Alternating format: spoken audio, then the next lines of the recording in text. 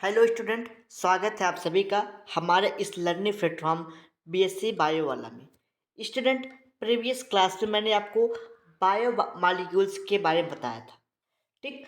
और यानी कि हम बीएससी सेकेंड सेमेस्टर की जो सिलेबस है उसके अकॉर्डिंग आपको पढ़ा रहे हैं, जिसमें मैंने आपका पहला यूनिट जूलॉजी का स्टार्ट किया था। सबसे पहले आपको जानना था structure and functions of biomolecules. तो मैंने बायोमॉलिक्यूल्स के बारे में बताया कि बायोमॉलिक्यूल्स होता क्या है, ठीक। प्रीवियस क्लास में ये सब बातें हो गई थी। अब हम जो आपका बायोमॉलिक्यूल्स है उसमें बहुत सारे आते हैं, जैसे आपके प्रोटीन, लिपिड, कार्बोहाइड्रेट, विटामिन। तो आपके जो सिलेबस है उसमें आपको सबसे पहले बायोमॉलिक्यूल्स में कार्बोहाइड्रेट पढ़ना है। क्या पढ़ना है? कार्बोहाइड्रेट। तो आज इस क्लास में बेसिकली आपको हम कार्बोहाइड्रेट के बारे में बताएंगे, ठीक। यानी कि बायोमॉलिक्यूल्स जो आपका चैप्टर नंबर 1 है, यूनिट नंबर 1 है बीएससी सेकेंड सेमेस्टर का, उसकी आज ये दूसरी क्लास होगी। आज इस क्लास में आपको कार्बोहाइड्रेट्स के बारे में बताएंगे, ठीक। तो आप लोग पहली क्लास अगर न देखे हो तो आप जाके पहली क्लास देख लीजिए, ठीक। क्लास के साथ साथ अगर आप पीडीएफ नोट्स पा चाहते हैं तो आप हमारे व्हाट्सएप नंबर 9598308044 पे व्हाट्सएप के थ्रू मैसेज करके आप हमसे पीडीएफ नोट्स की प्राप्ति कर सकते हैं। और अगर आपके कोई डाउट, कोई क्वेरीज, कोई क्वेश्चन होते हैं तो आप हमसे हमारे व्हाट्सएप के थ्रू हमसे पूछ सकते हैं, ठीक। तो आपको पीडीएफ नोट्स पता चल गया कि कहाँ मिलेगा? टेलीग्राम पे मिल जाएगा। जैसे ही आप व्हाट्सएप पे मैसेज करेंगे तो आपको लिंक मिल जाएगा, जिसके द्वारा आप टेलीग्राम से जुड़ करके पीडीएफ की प्राप्ति कर सकते हैं, ठीक। तो आइए पहले स्टार्ट करते हैं कार्बोहाइड्रेट के बारे में, ठीक। कार्बोहाइड्रेट्स क्या होता है, आज इसी के बारे में हम लोग यहाँ पे चर्चा करेंगे। तो कार्बोहाइड्रेट एक ऐसा कंपाउंड है जिसको हम लोग हाइड्रेट्स ऑफ कार्बन कहते हैं। हाइड्रेट्स ऑफ कार्बन का मतलब ऐसे कंपाउंड जिसमें कार्बन की मात्रा सबसे ज़्यादा हो, यानी कि कार्बन की मात्रा बहुत ज़्यादा हो, तो उसको हम लोग हाइड्रेट्स ऑफ कार्बन कहते हैं, ठीक। पहली पॉइंट आपको समझ में आई होगी कि कार्बन मतलब क्या होता है। कार्बोहाइड्रेट का मतलब यानी कि मतलब carbohydrates is hydrate of carbon, यानी कि जहाँ कार्बन की संख्या अधिक हो उसे हम लोग क्या बोलते हैं? हाइड्रेट्स ऑफ कार्बन, यानी कि कार्बोहाइड्रेट। जो आपका कार्बोहाइड्रेट होता है वो आप कोई भी पोषक पदार्थ खाएं, ठीक। जैसे आप गेहूँ चावल खाते हैं, ठीक। तो गेहूँ में, चावल में ये सब क्या होते हैं? कार्बोहाइड्रेट्स पाए जाते हैं, जिसके द्वारा हमें क्या होती है? एनर्जी मिलती है, ठीक। एनर्जी मिलती है तो हम सारे अपने मेटाबॉलिक एक्टिविटी, फिजिकल एक्टिविटी को परफॉर्म करते हैं, ठीक। यानी कि दैनिक कार्य को क्या करते हैं? उसके द्वारा हम लोग करते हैं उस एनर्जी के द्वारा, ठीक। तो एक प्रकार से हुआ कि जो आपका कार्बोहाइड्रेट है वो आपका क्या है? एनर्जी प्रोवाइड करने वाला एलिमेंट है, ठीक। यानी कि सोर्स ऑफ एनर्जी है क्या? कार्बोहाइड्रेट, ठीक। जो कार्बोहाइड्रेट्स होते हैं उसमें केवल कार्बन ही नहीं, कार्बन के अलावा आपके हाइड्रोजन और ऑक्सीजन भी होता है, ठीक। तो आपका जो कार्बोहाइड्रेट है वो जो एक ऑर्गेनिक कंपाउंड है कार्बोहाइड्रेट, जिसमें कार्बन, ऑक्सीजन और हाइड्रोजन, ठीक। यानी कि CHO, कार्बन, हाइड्रोजन और ऑक्सीजन, ये तीनों मात्राएं होती है। लेकिन जो कार्बन होता है, कार्बन सबसे ज़्यादा अमाउंट में होता है, ठीक। इसीलिए इसको क्या बोलते हैं हम लोग? हाइड्रेट्स ऑफ कार्बन, ठीक। इतनी बातें आपको समझ में आई होंगी। आगे समझते हैं जो कार्बोहाइड्रेट का जो जनरल फार्मूला होता है वो क्या होता है। तो जो जनरल फार्मूला होता है वो होता है CnH2nOn, ठीक। तो यहाँ पे जो आपके कार्बोहाइड्रेट का फार्मूला, जनरल फार्मूला होता है वो ये होता है CnH2nOn, ठीक। और इसके साथ H2O भी होता है, ठीक। तो यानी कि आपका जो फार्मूला हुआ तो उसमें सबसे पहले आपको कार्बन, हाइड्रोजन और ऑक्सीजन, यानी कि आपका जब कार्बोहाइड्रेट बनेगा उसमें 3 एलिमेंट ही होंगे, कार्बन होगा, हाइड्रोजन होगा और ऑक्सीजन। और उसका फार्मूला आप देख ही रहेंगे, ठीक। तो आपका जो कार्बोहाइड्रेट्स होते हैं उसमें बहुत सारी चीज़ें होती हैं, जैसे आपके राइबोसोम्स हो गए, ठीक, पेंटोस शुगर्स हो गए, तो उसमें भी कार्बोहाइड्रेट्स होते हैं। राइबोसोम्स हो गए, ग्लूकोज हो गए, ग्लैक्टोज हो गए, फ्रक्टोज हो गए, ये सब क्या है, कार्बोहाइड्रेट्स ही हैं आपके। लेकिन कार्बोहाइड्रेट के तत्व हैं, यानी कि कार्बोहाइड्रेट को आगे कई भागों में बांटा गया है, तो मोनोसेक्राइड पॉलीसेक्राइड में आएंगे। तो आप बेसिकली बस इतना समझते रहिए कि जो कार्बोहाइड्रेट है वो हाइड्रेट्स ऑफ कार्बन है, जिसमें CHO यानी कि कार्बन हाइड्रोजन से मिलके बने होते हैं। उसका जो जनरल फार्मूला होता है CnH2nOn होता है, ठीक। और इसके साथ क्या होता है, H2O, ठीक। आगे समझते हैं जो कार्बोहाइड्रेट्स होते हैं। कार्बोहाइड्रेट में क्या होता है, एल्डोस ग्रुप होता है, ठीक। और जिसको हम लोग क्या बोलते हैं, कीटोन ग्रुप। एल्डोज और कीटोन ग्रुप हो सकते हैं, ठीक। जो कार्बोहाइड्रेट होता है, ठीक, जो कार्बोहाइड्रेट होता है ये एनर्जी प्रोड्यूस करता है। ये एनर्जी चाहे एनिमल सेल हो या एनिमल बॉडी हो या फिर प्लांट बॉडी हो, दोनों में एक ही कार्बोहाइड्रेट पाया जाता है, यानी कि CHO, ठीक। यानी कि अगर सोर्स ऑफ एनर्जी प्लांट को चाहिए तो भी वो कार्बोहाइड्रेट लेगा, और अगर एनिमल का बॉडी है तो उसको भी एनर्जी के लिए कार्बोहाइड्रेट की रिक्वायरमेंट होगी। यानी कि चाहे प्लांट हो चाहे फिर आपका animal, both life absorb carbohydrate, यानी कि दोनों कार्बोहाइड्रेट को लेते हैं, ठीक। जो कार्बोहाइड्रेट होते हैं, ठीक, उसमें जो कार्बोहाइड्रेट में जो प्लांट बॉडी होती है, ठीक, जो प्लांट बॉडी होती है वो कार्बोहाइड्रेट किसके द्वारा लेते हैं, तो कार्बोहाइड्रेट खुद सिंथेसाइज करते हैं, ठीक। प्लांट बॉडी में कार्बोहाइड्रेट कार्बोहाइड्रेट प्लांट बॉडी खुद कार्बोहाइड्रेट का निर्माण करता है। किसके द्वारा करता है, तो फोटोसिंथेटिक प्रोसेस के माध्यम से, यानी कि फोटोसिंथेसिस के क्रिया में प्रकाश संश्लेषण के दौरान प्लांट खुद ही सूर्य के प्रकाश से और क्लोरोफिल के सहायता से क्या करते हैं, कार्बोहाइड्रेट का निर्माण करते हैं, ठीक। तो आपको पता होगा कि फोटोसिंथेसिस जब क्रिया होती है तो उसमें सनलाइट की आवश्यकता होती है, क्लोरोफिल होता है, एटमॉस्फेयर से CO2 लेते हैं, ठीक। और आपके जो है कि एटमॉस्फेयर से CO2 लेते हैं, और क्या लेते हैं वो लोग, एटमॉस्फेयर से CO2 लेंगे, और आपके सॉइल से H2O लेंगे, ठीक। इन सारे चीज़ों के लेकर के वो क्या करेंगे, कार्बोहाइड्रेट का निर्माण करेंगे, जो उनको एनर्जी देगा। क्या देगा, एनर्जी देगा, ठीक। अब हम लोग, वो आपको एनर्जी दिया, उसी प्रकार एनिमल बॉडी क्या करते हैं, एनिमल बॉडी, अब जो प्लांट है, मान लीजिए गेहूं का प्लांट है, फोटोसिंथेसिस क्रिया किया और कार्बोहाइड्रेट का निर्माण किया, तो वीट के प्लांट में जो उसके सीड बने, सीड में भी कार्बोहाइड्रेट होगा उसके बीज में। तो जब हम लोग कार्बोहाइड्रेट यानी कि वीट प्लांट, गेहूँ जिसको बोलते हैं, गेहूँ जब हम लोग लेते हैं, यानी कि गेहूँ को जब हम लोग खाते हैं, डायरेक्टली गेहूँ तो नहीं खाते, तब उसकी रोटियां खाते हैं तो हमको कार्बोहाइड्रेट मिलते हैं। तो एनिमल क्या हुए, वो भी कार्बोहाइड्रेट लिए, किससे लिए, प्लांट से लिए, लेकिन वो भी कार्बोहाइड्रेट ही लिए, ठीक। और जो आपका प्लांट था उन्होंने कार्बोहाइड्रेट बनाया, किसके लिए बनाया था, अपने लिए। प्लांट खुद बनाया था अपने लिए, क्योंकि वो भी, उसको भी एनर्जी चाहिए, तो वो खुद अपने लिए कार्बोहाइड्रेट बनाया था। यानी कि कहने का मतलब मेरा यही था, चाहे प्लांट बॉडी हो चाहे एनिमल बॉडी हो, दोनों को एनर्जी के लिए कार्बोहाइड्रेट की आवश्यकता होती है, ठीक। तो वही बात यहाँ पे लिखा गया है कि जो आप carbohydrate is present in all form of life, animal and plant both, यानी कि कार्बोहाइड्रेट दोनों में प्रेजेंट होता है, चाहे वो एनिमल बॉडी हो चाहे वो प्लांट बॉडी हो।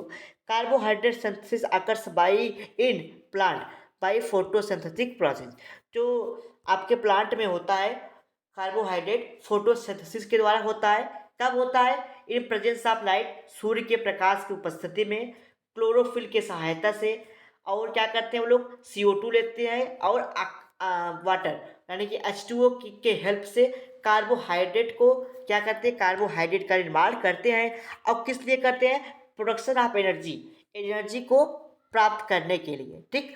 And takes part in formation of different types of structure और ऑर्गेनिज्म, और जिसके द्वारा वो डिफरेंट टाइप के ऑर्गेनिज्म का निर्माण करेंगे, यानी कि जब कोई ऑर्गेनिज्म होगा कार्बोहाइड्रेट को लेगा तो उसकी बॉडी तो ग्रोथ करेगी, एक स्पेसिफिक टाइप का शेप उसको मिलेगा।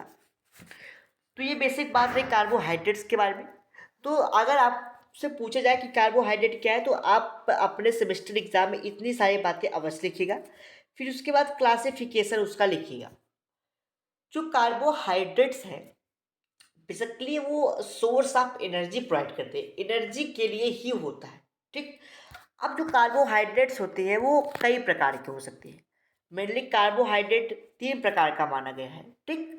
जो कार्बोहाइड्रेट है वो कितने प्रकार के हो गए? 3। ठीक। तो पहला है आपका मोनोसेकेराइड। क्या है आपका? मोनोसेकेराइड।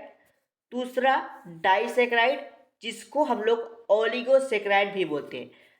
मोनोसेकेराइड, डाइसेकेराइड और डाइसेकेराइड को ओलिगोसेकेराइड। और उसके बाद थर्ड आता है आपका पॉलीसेकेराइड। ठीक। मोनोसेकेराइड, डाइसेकेराइड और पॉलीसेकेराइड। ठीक।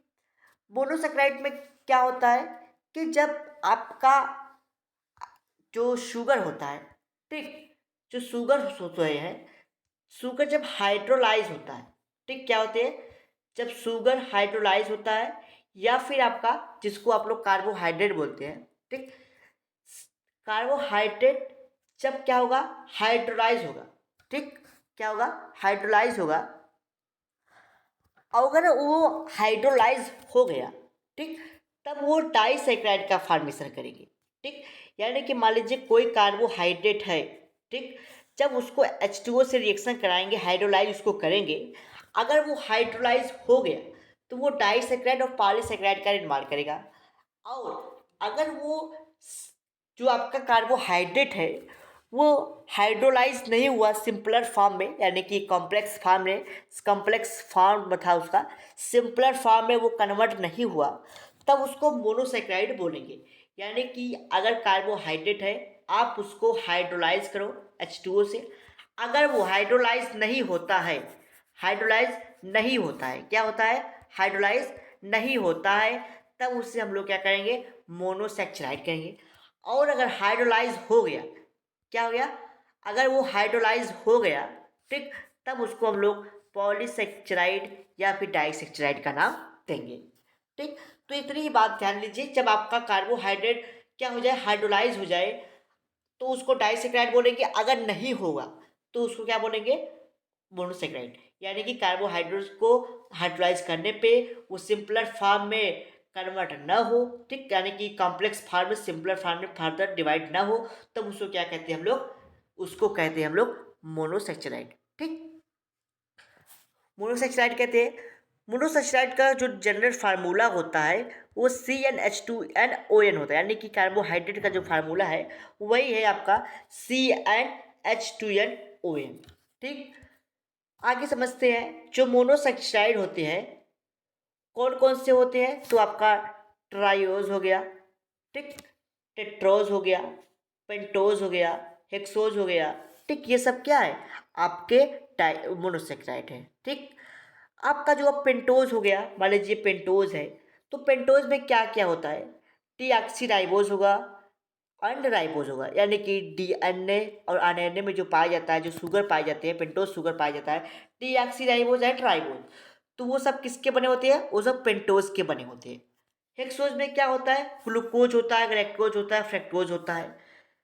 हेक्सोज में पता चला कि इसमें 6 कार्बन हो गए हेक्सोज में, ठीक, ग्लूकोज हो गया, ग्लैक्टोज हो गया, फ्रक्टोज हो गया। तो ये सब क्या है? ये सब है आपके मोनोसेकेराइड। ठीक। अब देखिए जो आपका मतलब डीऑक्सीराइबोज है जो मोनोसेकेराइड में आता है, ये कितने कंपाउंड, कितने कार्बन का कंपाउंड है? तो ये 5 कार्बन के कंपाउंड है। ठीक। 5 कार्बन के कंपाउंड है, जिसका जनरल फार्मूला क्या होता है? मैंने बताया था CnH2n। ठीक। CnH2n,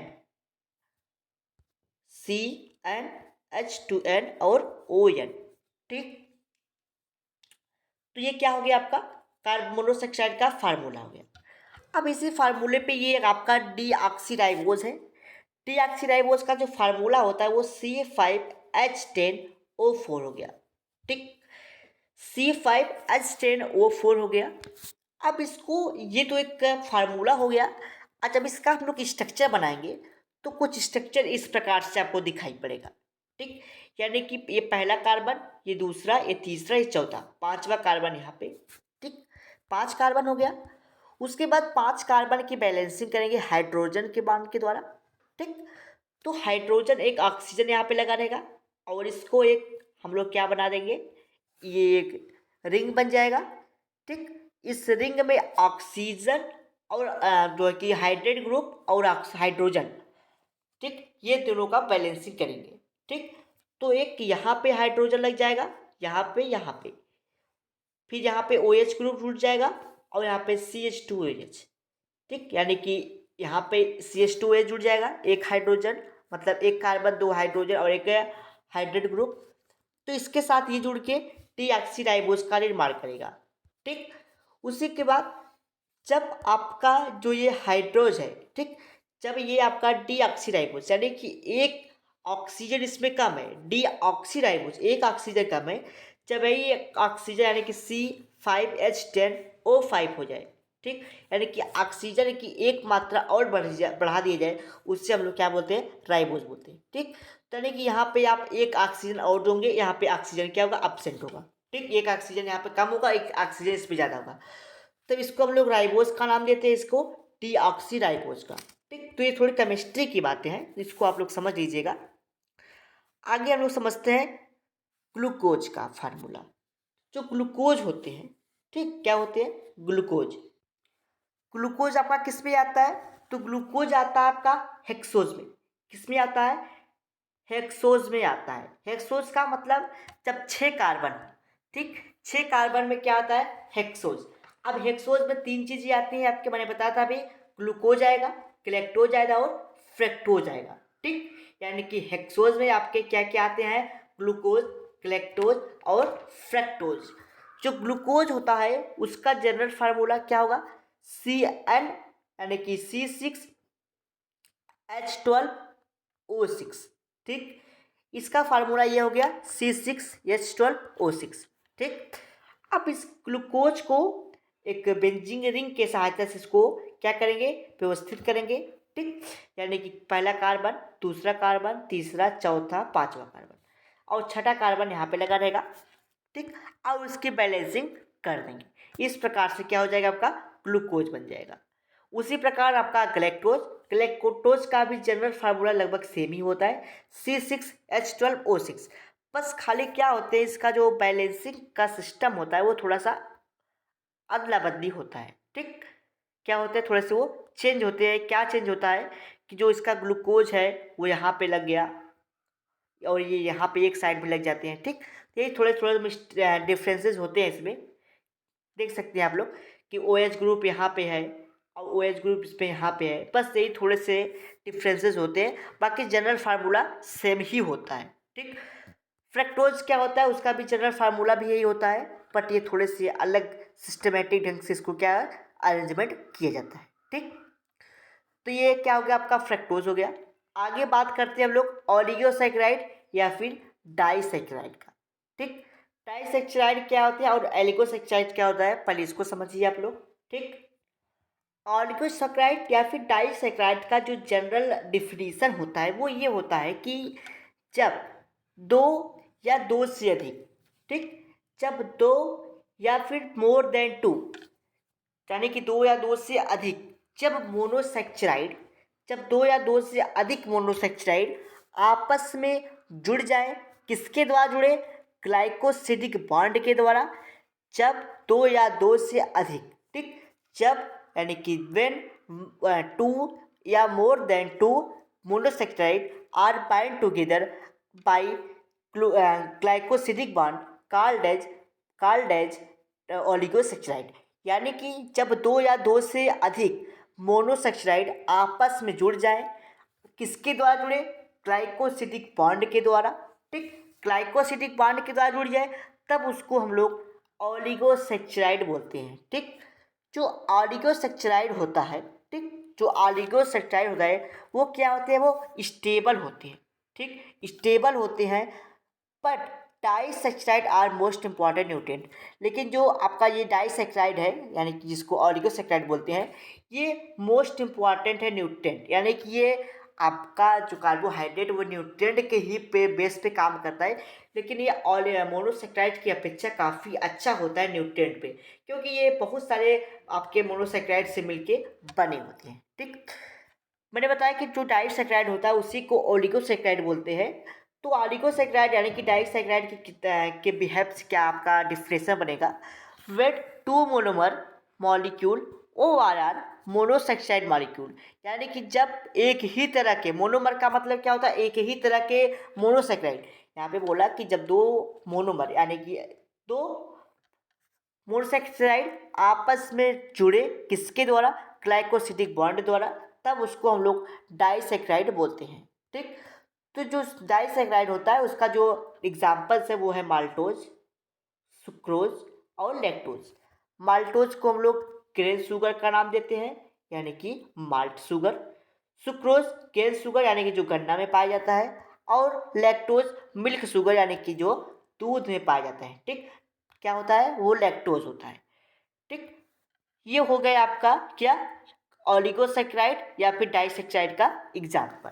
ठीक, तो जो ओलिगोसेक्राइड होते हैं वो डाइसेक्राइड का बहुत सारे उसमें आता है, जैसे आपका मैंने बताया कि वो क्या क्या आते हैं उसमें, तो उसमें आते हैं आपके माल्टोज, सुक्रोज एंड लैक्टोज। ठीक, तो माल्टेज, ग्लूकोज, लैक्टोज ये कई पार्ट से मिलकर यानी कि दो या दो से अधिक मोनोमर से मिलके बने होते हैं। ठीक, जो आपके डाइसेक्राइड का जनरल फार्मूला होता है वो क्या होता है, जो जनरल फार्मूला होता है वो होता है CnH2n-2 and ON-1। ये आपका क्या होता है, जनरल फार्मूला होता है आपके डाइसेक्राइड का। ठीक, डाइसेक्राइड का जो जनरल फार्मूला होता है वो क्या होता है, CnH2n-2 फिर ON-1। ये आपके डाइसेक्राइड का फार्मूला होता है। ठीक, तो डाइसेक्राइड में क्या होता है कि जब दो या दो से अधिक मोनोमर, यानी कि जब दो या दो से अधिक ग्लूकोज, ये मोनोमर है, ये मोनोसेक्साइड है। जब दो मोनोमर का मतलब क्या है, जब एक ही तरह के दो कंपाउंड आपस में मिले और एक अलग प्रकार का क्या बनाए, एक अलग प्रकार का कार्बोहाइड्रेट बनाए, किसके द्वारा बनाए, तो आपका डाइस्टर बॉन्ड के द्वारा बनाए। ठीक, डाइस्टर बॉन्ड के द्वारा या फिर ग्लाइकोसिडिक बॉन्ड के द्वारा। ग्लाइकोसिडिक बॉन्ड के द्वारा जब एक अलग प्रकार का ग्लूकोज यानी कि जब दो ग्लूकोज यानी कि दो मोनोमर आपस में मिलके एक अलग तरह के क्या बनाए, एक अलग तरह के कार्बोहाइड्रेट का निर्माण करें, उसको हम लोग क्या बोलते हैं, डाइसेक्राइड। तो यहाँ पे जब दो या दो से अधिक मोनोमर यानी कि एक ही तरह के ग्लूकोज आपस में बाइंड होते हैं। ठीक, ये क्या है, दो ग्लूकोज हो गए। ठीक, ये दो ग्लूकोज हो गए, ये ग्लूकोज ये ग्लूकोज ये।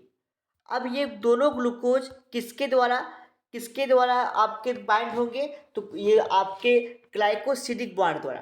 ग्लाइकोसिडिक बॉन्ड में क्या होगा, जब ग्लाइकोसिडिक बॉन्ड हुआ तो यहाँ से H2O यानी कि इसका OH और इसका H आपस में मिल करके H2O का निर्माण करेंगे, यानी कि हाइड्रोलाइज हो जाएगा, इसको हाइड्रोलाइज करेंगे, H2O यहाँ से बाहर हो जाएगा। और तब क्या होगा, तब ये जो OH होगा यानी कि AC यहाँ पे एक O का फॉर्मेशन करेगा, यानी कि यहाँ से जब CH2 लिखेगा तो केवल एक ऑक्सीजन बचेगा, उससे ये कार्बन और ये कार्बन आके बाइंड कर जाएंगे किसके द्वारा, तो आपको हो पता है कि ग्लाइकोसिडिक बॉन्ड बनाएंगे। इस ग्लाइकोसिडिक बॉन्ड में जब आपस में दो मोनोमर आपस में जुड़ जाएंगे। ठीक, जब दो मोनोमर जुड़े तो H2O निकला तो एक ऑक्सीजन बचा, एक ऑक्सीजन कार्बन से जुड़ जाएगा जिसके द्वारा माल्टोज का निर्माण करेंगे, जिसको हम लोग क्या करते हैं, ग्रेन शुगर। ठीक, यानी कि माल्ट शुगर निर्माण करेंगे। तब क्या होगा, जो इसके कार्बन होंगे यानी कि इसकी मात्रा डबल हो जाएगी और इससे ऑक्सीजन भी निकल जाएगा, हाइड्रोजन भी वाटर भी रिलीज होगा। ठीक, तो इसको हम लोग क्या कहते हैं, डाइसेक्राइड। ठीक, डाइसेक्राइड का मैंने आपको जनरल फार्मूला भी बता दिया था। अब बात करते हैं हम लोग पॉलीसेक्राइड का। पॉलीसेक्राइड का क्या होता है, जब दो नहीं वेन मोर देन 10, मैंने बताया था कि जो डाइसेक्राइड होता है दो या दो से अधिक यानी कि मोर देन 10, कितना हो सकता है, लास्ट 10 तक आपस में डाइसेक्राइड आपस में जुड़ते चले जाए, मोनोसेक्राइड आपस में जुड़ते जाए, मोर देन 10 तक हो तब उसको डाइसेक्राइड बोलेंगे। 10 से ज़्यादा हो जाएगा तो पॉलीसेक्राइड बोलेंगे, ये बात भी ध्यान लीजिएगा। डाइसेक्राइड में आपका जो मोनोमर होगा वो केवल 10 तक ही जुड़ सकता है। अगर 10 से ऊपर गया तो उसको हम लोग पॉलीसेक्राइड का नाम देते हैं। तो उसकी एक लाइन की डिफिनीशन ये हो गई, जब यानी कि when more than 10 monosaccharide bind together by glycosidic bond called as monosaccharide. यानी कि जब 10 से अधिक मोनोमर आपस में जुड़े, मोनोसेक्राइड आपस में जुड़े किसके द्वारा? ग्लाइकोसिडिक बॉन्ड द्वारा। वो ग्लाइकोसिडिक बॉन्ड द्वारा जुड़े और एक कॉम्प्लेक्स शुगर का निर्माण करे, उसको हम लोग क्या बोलते हैं? पॉलीसेक्राइड कहते हैं। ठीक, क्या बोलते हैं उसको हम लोग? पॉलीसेक्राइड कहते हैं। ठीक, तो डिफिनीशन आपको समझ में आई होगी। when more than 10 monosaccharide molecule link together by glycosidic bond and called as polysaccharide, and these saccharide are more complex sugar। ठीक, ये कैसे होंगे? बहुत ही कॉम्प्लेक्स होंगे।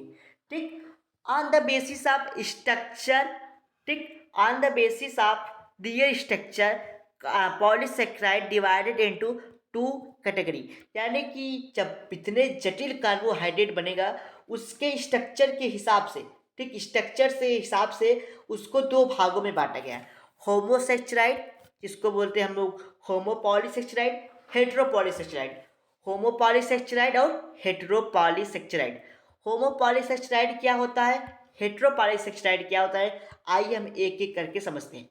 ठीक, यानी कि पॉलीसेक्राइड को 2 भागों में बांटा गया उसके स्ट्रक्चर के हिसाब से। ठीक, अभी हम लोग फंक्शन के हिसाब से भी बात करेंगे कि फंक्शन के हिसाब से उसको भी कितने भागों में बांटा गया है।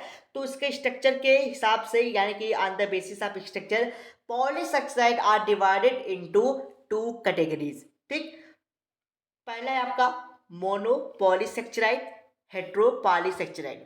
ठीक, होमोसेक्राइड में क्या होता है आपका? जब आपके पॉलीसेक्राइड, ठीक, जब आपका पॉलीसेक्राइड एक सिमिलर यानी कि एक ही तरह के मोनोमर जुड़े हो, ठीक, किसके द्वारा जुड़े हो? ग्लाइकोसिडिक बॉन्ड के द्वारा, तब उसको हम लोग क्या बोलते हैं? होमोपॉलीसेक्राइड बोलते हैं। ठीक, यानी कि अगर एक प्रकार का मोनोमर जुड़ा तो एक प्रकार का ही मोनोमर हो, मोर देन 10 हो लेकिन 10 से ज़्यादा हो, ठीक, मोनोमर जुड़ता चला जाए, एक ही तरह के हो, तब उसको क्या बोलेंगे हम लोग? उसको बोलेंगे होमोसेक्राइड। ठीक, क्या बोलेंगे? होमोसेक्राइड। किसके द्वारा ये लोग जुड़ेंगे? तो आपका किसके द्वारा? ग्लाइकोसिडिक बॉन्ड के द्वारा ये लोग जुड़ते चले जाएंगे। ठीक, ग्लाइकोसिडिक बॉन्ड के द्वारा जुड़ते चले जाएंगे, उसको हम लोग क्या बोलते हैं? उसको हम लोग होमोपॉलीसेक्राइड बोलते हैं। तो इसमें आपका आता है starch, glycogen, cellulose, chitin etcetera. यानी कि इसमें बहुत सारे आते हैं, जिसके एग्जाम्पल होमोपॉलीसेक्राइड का तो स्टार्च, ग्लूकोज, सेलुलोज, काइटिन। ठीक, हेटेरोपॉलीसेक्राइड क्या है? हेटेरोपॉलीसेक्राइड ये वे होते हैं यानी कि जब एक मतलब 2 अलग अलग प्रकार के, ठीक, तो डिफरेंट टाइप के यानी कि 2 अलग अलग प्रकार के मोनोमर जुड़े। ठीक, यानी कि एक अलग मोनोमर, एक अलग मोनोमर, ठीक, फिर अलग मोनोमर हो, फिर अलग मोनोमर, यानी कि 2 टाइप के मोनोमर से जुड़ जाए। ठीक, 2 टाइप के मोनोमर से जुड़े।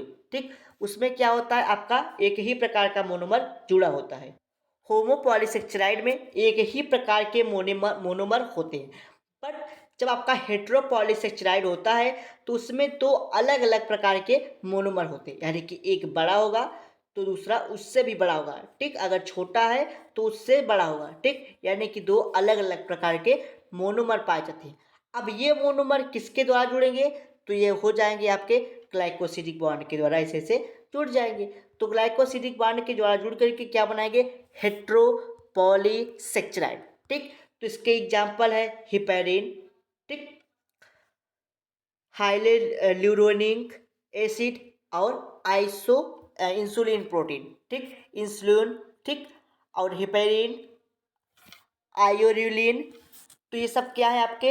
ये सब आपके है हेटेरोपॉलीसेक्राइड।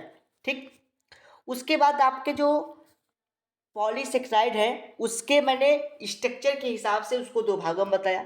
अब उसके फंक्शन के हिसाब से, उसके जो फंक्शन है उसके हिसाब से देखा जाए तो आपका जो पॉलीसेक्चराइड है वो भी दो प्रकार के हैं, ठीक। On the basis of function, function के हिसाब से आपका पॉलीसेक्चराइड दो प्रकार के हैं और स्ट्रक्चर के हिसाब से भी दो प्रकार के हैं। तो फंक्शन के हिसाब से कौन कौन से? न्यूट्रिटिव पॉलीसेक्चराइड और स्ट्रक्चरल पॉलीसेक्चराइड, ठीक। यानी कि कुछ पॉलीसेक्साइड ऐसे होते हैं जो हमको न्यूट्रिशन प्रोवाइड करते हैं, ठीक, जो आपको न्यूट्रिशन के लिए कार्य करते हैं। कुछ होते हैं जो आपके बॉडी निर्माण में हेल्प करते हैं, यानी कि आपके बॉडी को बनाते हैं, ठीक। और क्या होते हैं कुछ न्यूट्रिशन, यानी कि आपको न्यूट्रिशन देंगे, यानी कि रिजर्व फूड मटेरियल के रूप में हो सकता है कि काम करेंगे, आपको एनर्जी प्रोवाइड करेंगे। तो ये दो प्रकार के मैंने बताया, ठीक। किसके हिसाब से? उसके स्ट्रक्चर सॉरी उसके फंक्शन के हिसाब से। तो फंक्शन कौन हो गया? तो ये आपका बॉडी में आपको एनर्जी देगा। अब वो एनर्जी आपको स्टार्च के रूप में, ग्लूकोज के रूप में, रिजर्व फूड मटेरियल के रूप में दे सकता है।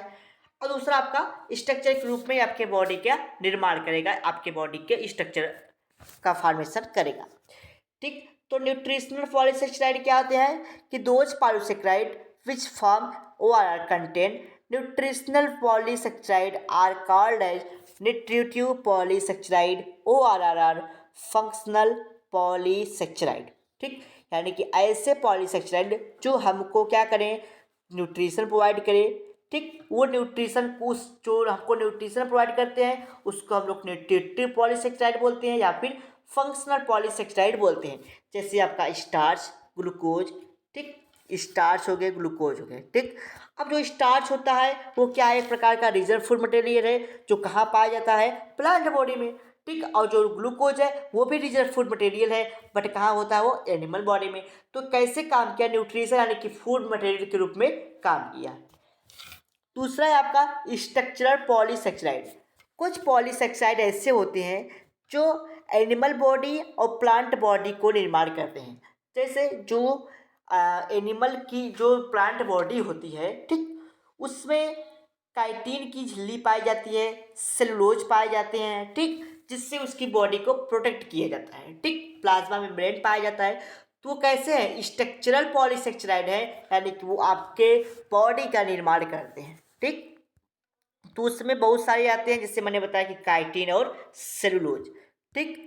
अब देख सकते हैं आपको यहाँ पे पॉलीसेक्राइड लिख रहा है या स्टार्च दिख रहा है, यानी कि जो स्टोर फूड मटेरियल है। तो इसमें ढेर सारे पॉलीसेक्राइड आपस में मिल करके क्या बना रहे हैं?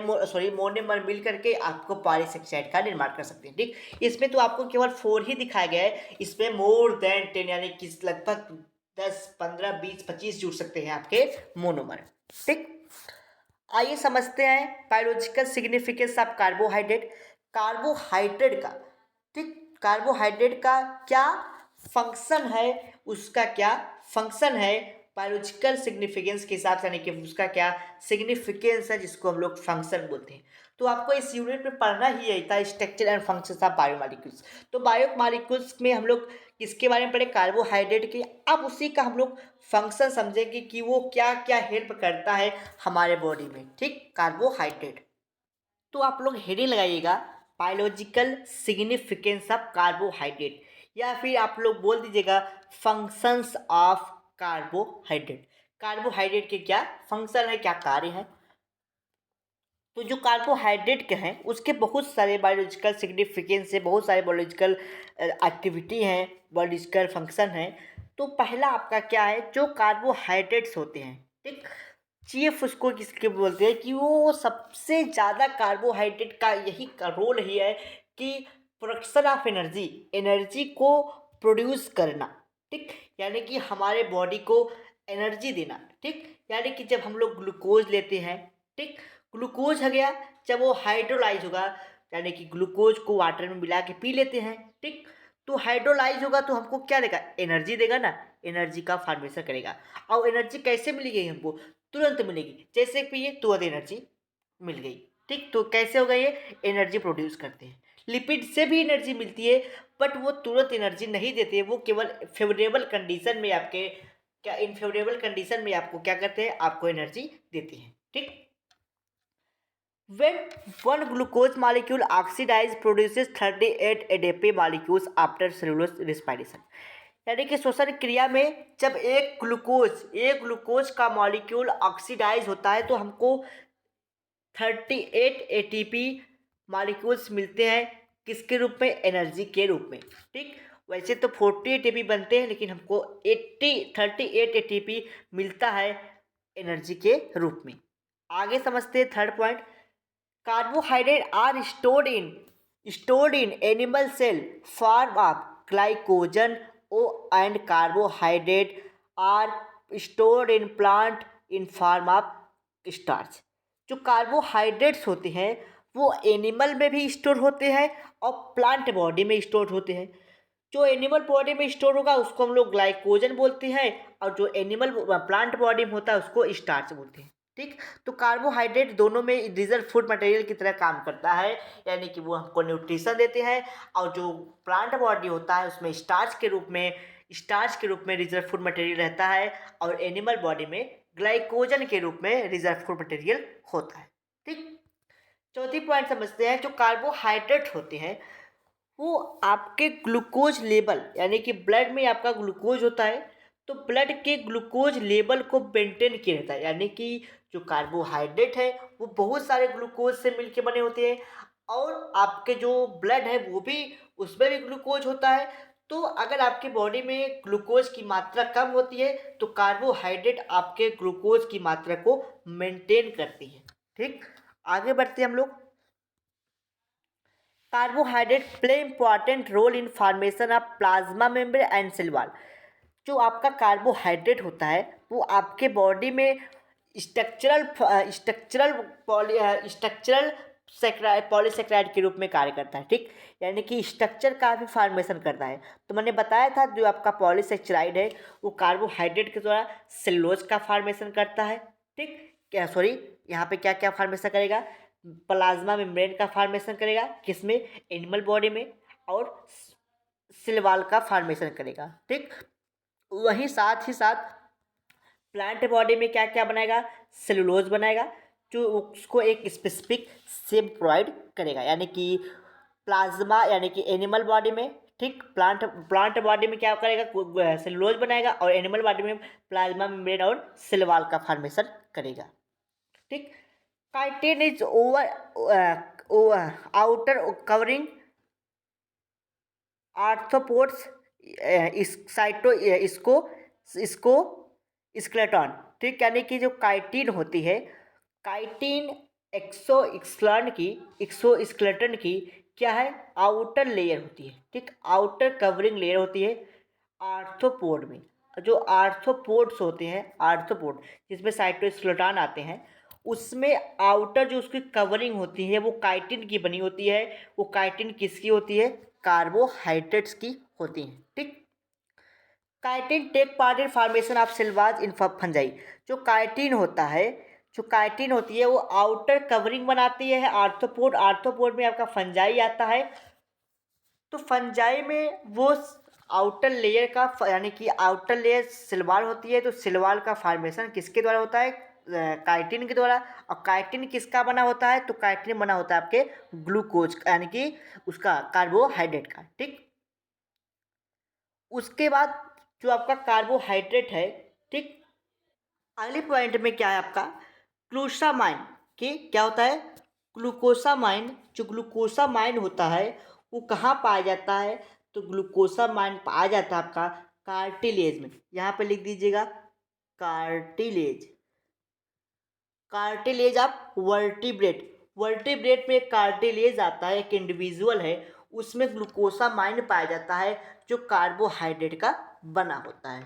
ठीक, अगला है आपका सेलुलोज ऑफ राउफ, यानी कि जिसको हम लोग चारा बोलते हैं। ठीक, जो आपके बकरी भेड़ ये सब खाते हैं। ठीक, तो कैटल वेटल, तो डिफरेंट टाइप के क्या होते हैं, वो आपके जो वो होते हैं, डिफरेंट टाइप के एनिमल होते हैं। तो वो क्या होते हैं, भूसा चारा वगैरह खाते हैं, तो उसमें भी सेलुलोज पाया जाता है। वो सेलुलोज किसका बना होता है, कार्बोहाइड्रेट का। ठीक, तो बायोएल्स होते हैं, यहाँ पे LES जोड़ लीजिएगा। ठीक, इंडिविजुअल जो ऐसे इंडिविजुअल हैं जो आपके राव खाते हैं। ठीक, राव गेज खाते हैं। ठीक, यानी कि भूसा चारा वगैरह, उसमें भी सेलुलोज पाया जाता है आपके भूसा में। तो वो भी चारा जो भी बोलते हो आप लोग, उसमें भी क्या होता है, सेलुलोज पाया जाता है। सेलुलोज किसका बना होता है, तो सेलुलोज बना होता है आपका किसका, सेलुलोज बना होता है कार्बोहाइड्रेट का। अगला है आपका heparin of blood is anti coagulant which prevent the blood clotting in the body. जो हिपेरिन होता है, आपकी बॉडी में हिपेरिन पाई जाती है, जो आपके बॉडी में जो ब्लड है उसको थक्का नहीं जमने देता, उसको क्लॉटिंग नहीं होने देता, ब्लड क्लॉटिंग से रोकता है हिपेरिन। तो हिपेरिन भी कार्बोहाइड्रेट का ही बना होता है, जो क्या करता है, आपके ब्लड को क्लॉटिंग होने से बचाता है। अगला पॉइंट है carbohydrate prevent the carbohydrate prevent the break down. ठीक, क्या होगा, carbohydrate prevent the break down of protein of the body. ठीक, मान लीजिए आपके बॉडी में प्रोटीन है, उसको ब्रेक करने के लिए, तोड़ने के लिए कार्बोहाइड्रेट की ज़रूरत पड़ती है। यानी कि कार्बोहाइड्रेट को ब्रेक डाउन करने के लिए, कार्बोहाइड्रेट को ब्रेक डाउन करने के लिए किसकी ज़रूरत होती है, प्रोटीन की। ठीक, अगला पॉइंट है आपका carbohydrate help in fat metabolism in plasma membrane formation. ठीक, जो कार्बोहाइड्रेट होते हैं वो फैट मेटाबॉलिज्म यानी कि आपके ग्लाइको ठीक ग्लाइकोलिपिड ठीक ग्लाइकोलिपिड और ग्लाइकोप्रोटीन को बनाने में, जो प्लाज्मा मेम्ब्रेन ग्लाइकोप्रोटीन और ग्लाइकोलिपिड का आपका प्लाज्मा मेम्ब्रेन होता है, उसको मेटाबॉलिकल एक्टिविटी कौन कराता है, कार्बोहाइड्रेट। यानी कि आपके जो प्लाज्मा मेम्ब्रेन है, ठीक, प्लाज्मा मेम्ब्रेन में ग्लाइकोलिपिड और ग्लाइकोप्रोटीन होता है, वो किसके द्वारा होता है, तो मेटाबॉलिज्म एक्टिविटी के द्वारा। वो कौन करवाता है, कार्बोहाइड्रेट करवाते हैं। ठीक, आगे बढ़ते हैं हम लोग। Glycoprotein help in recognition of cell and, यानी कि जो आपका ये होता है ग्लाइकोप्रोटीन होते हैं, जो ग्लाइकोप्रोटीन है वो आपके सेल तथा एंटीजन, सेल एंड एंटीजन का फॉर्मेशन करते हैं। ठीक, कौन कौन फॉर्मेशन करता है, ग्लाइकोप्रोटीन। ठीक, ग्लाइकोप्रोटीन आपका क्या बनाता है, तो आप कहेंगे ग्लाइकोप्रोटीन सेल और एंटीजन बनाने के काम में आता है। ठीक, तो ये बातें रही आपके किसके बारे में, कार्बोहाइड्रेट के बारे में। अगला लेक्चर हमारा किस पे होगा, अगला लेक्चर हम पे अगले लेक्चर पे बात करेंगे हम लोग फैट या फिर लिपिड, जो आपकी सेकेंड टॉपिक होगी आपके फर्स्ट यूनिट में। सेकेंड टॉपिक है आपको कार्बोहाइड्रेट हो गया, तो आपको अगला पढ़ना है लिपिड या फिर फैट।